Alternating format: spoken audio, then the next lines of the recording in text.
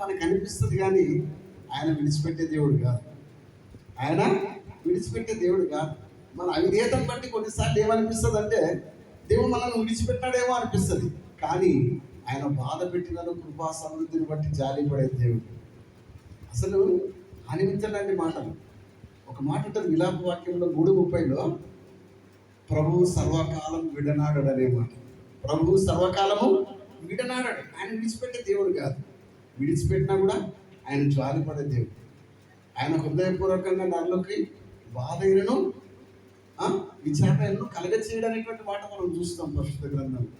కాబట్టి ఆయన నమ్మదగిన దేవుడు, ఎంతైనా నెమ్మదినిచ్చే దేవుడు.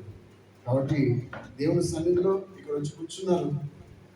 ఎక్కడ 2 లేక 3 నా నామం పేట కూడి ఉంటారో అక్కడ ఉంటానని వాగ్దానం చేసిన దేవుడు. ఆయన ఎంతైనా నమ్మదగిన దేవుడు. 2 లేక 3 ఆయన నామం పేట మనం ఇక్కడ కూర్చున్నాం.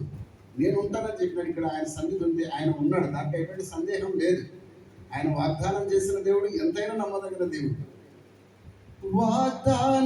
వాగ్దానములానిచ్చి నెరవేర్చు దేవుడ నీవే, నమ్మకమైన దేవా, నన్ను కాపాడు దేవుడ నీవే, నా ప్రభువా నిన్ను నే కొనియాడెదా, హల్లెలూయా పాడేదా,